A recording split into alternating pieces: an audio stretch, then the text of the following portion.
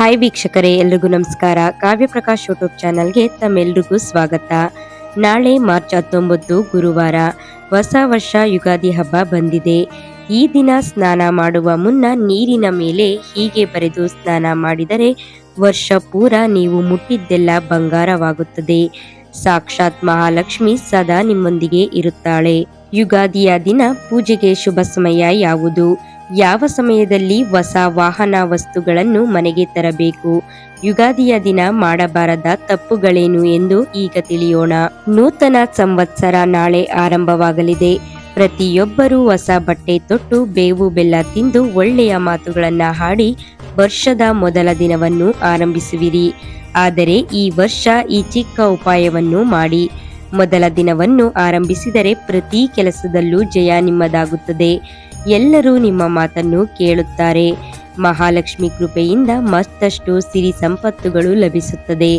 ಯುಗಾದಿಯ ದಿನ ಪ್ರತಿಯೊಬ್ಬರೂ ಎಣ್ಣೆ ಸ್ನಾನ ಮಾಡಬೇಕು.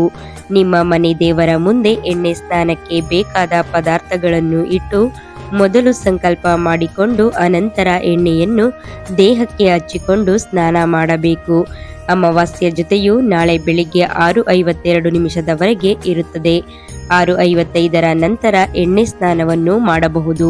ಸ್ನಾನ ಮಾಡುವ ಮುನ್ನ ಚೆನ್ನಾಗಿರುವ ಒಂದು ವೀಳ್ಯದೆಲೆಯನ್ನು ತೆಗೆದುಕೊಂಡು ಬಕೆಟ್ ಅಥವಾ ಬಿಂದಿಗೆಯ ನೀರಿನ ಮೇಲೆ ಹೀಗೆ ಬರೆಯಬೇಕು. ಮಹಾಲಕ್ಷ್ಮಿಯ ದೇವಿಯ ಬೀಜಾಕ್ಷರವಾದ ಶ್ರೀಂ ಎಂಬ ಅಕ್ಷರವನ್ನು ನಿಮ್ಮ ಕೈನಿಂದ ನೀರಿನ ಮೇಲೆ ಬರೆದು ಅನಂತರ ಸ್ನಾನ ಮಾಡಬೇಕು. ಮಹಾಲಕ್ಷ್ಮಿಯ ಮುಖ್ಯ ಬೀಜಾಕ್ಷರ ಮಂತ್ರ ಶ್ರೀಂ. ಇದು ಸಂಪತ್ತು, ಸಮೃದ್ಧಿ ಮತ್ತು ಅದೃಷ್ಟವನ್ನು ಆಕರ್ಷಿಸುವ ಅತ್ಯಂತ ಶಕ್ತಿಶಾಲಿ ಬೀಜ ಮಂತ್ರವಾಗಿದೆ. ನೀರಿನ ಮೇಲೆ ಲಕ್ಷ್ಮೀ ದೇವಿಯ ಬೀಜಾಕ್ಷರ ಬರೆದು ಆ ನೀರಿನಿಂದ ಸ್ನಾನ ಮಾಡುವ ವ್ಯಕ್ತಿಗೆ ವರ್ಷದ ಮೊದಲ ದಿನದಿಂದಲೇ ಅದೃಷ್ಟ ಕೈ ಹಿಡಿಯುತ್ತದೆ. ದಿನ ಇದ್ದ ಕಷ್ಟಗಳು ಹಂತ ಹಂತವಾಗಿ ದೂರವಾಗಿ ಬಯಸಿದ ಕೋರಿಕೆಗಳು ಒಂದೊಂದೇ ನೆರವೇರುತ್ತದೆ. ಈ ಕೆಲಸವನ್ನು ಮನೆಯಲ್ಲಿರುವ ಚಿಕ್ಕ ಮಕ್ಕಳಿಂದ ಹಿಡಿದು ದೊಡ್ಡವರ ತನಕವೂ ಮಾಡಬಹುದು. ಒಬ್ಬರು ಬಳಸಿದ ವೀಳ್ಯದೆಲೆಯನ್ನು ಮತ್ತೊಬ್ಬರು ಬಳಸಬಾರದು.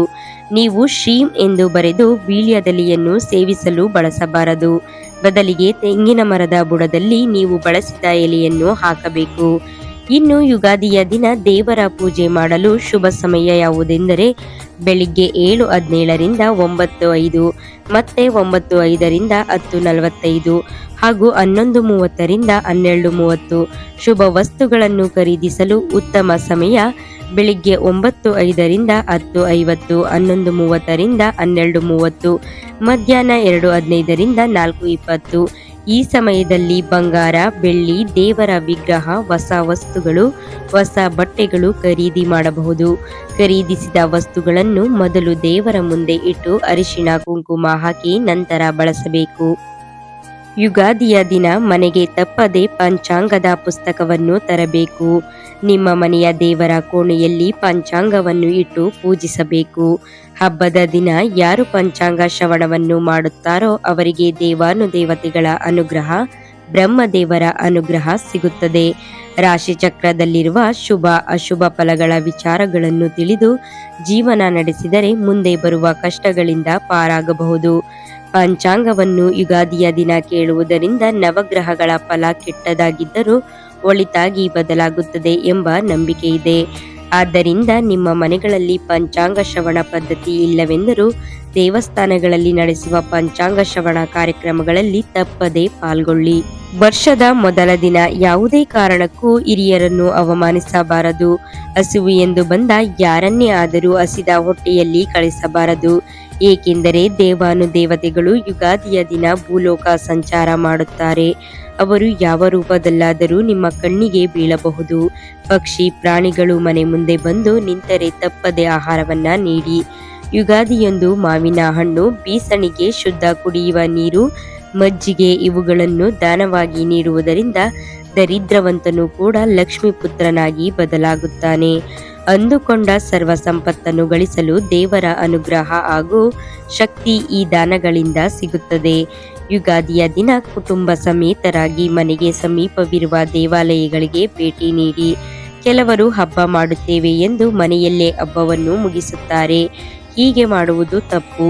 ನಿಮ್ಮ ಮನೆಯಲ್ಲಿ ಎಷ್ಟೇ ವೈಭವದಿಂದ ಹಬ್ಬ ಆಚರಿಸಿದ್ದರೂ ಪಾಸಿಟಿವ್ ಶಕ್ತಿ ಹೆಚ್ಚಾಗಿ ತುಂಬಿರುವ ದೇವರ ಸ್ಥಾನಗಳಿಗೆ ಹೋಗುವುದು ಅದ್ಭುತ ಫಲವನ್ನು ನೀಡುತ್ತದೆ.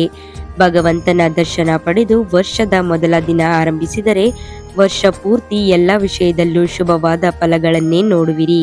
ಯುಗಾದಿಯ ದಿನ ಮರೆಯದೆ ಬೇವು ಬೆಲ್ಲ ತಿನ್ನಬೇಕು. ಕೆಲವರು ಬೇವಿನ ಎಲೆಗಳನ್ನು ಬಿಟ್ಟು ಬರೀ ಬೆಲ್ಲವನ್ನು ತಿನ್ನುತ್ತಾರೆ. ಹೀಗೆ ಮಾಡಬಾರದು. ಬೇವು ನೋವು ಹಾಗೂ ದುಃಖದ ಸಂಕೇತವಾದರೆ ಬೆಲ್ಲ ಸುಖದ ಸಂಕೇತ. ಸುಖ ದುಃಖ ಎರಡು ವರ್ಷ ಪೂರ ಬಂದಾಗ ನಿಶ್ಚಿಂತೆಯಿಂದ ಸ್ವೀಕರಿಸುವ ಮನೋಭಾವ ಬರಲಿ ಎಂಬ ಕಾರಣದಿಂದ ಬೇವು ಬೆಲ್ಲವನ್ನ ಒಟ್ಟಿಗೆ ಸ್ವೀಕರಿಸಬೇಕು.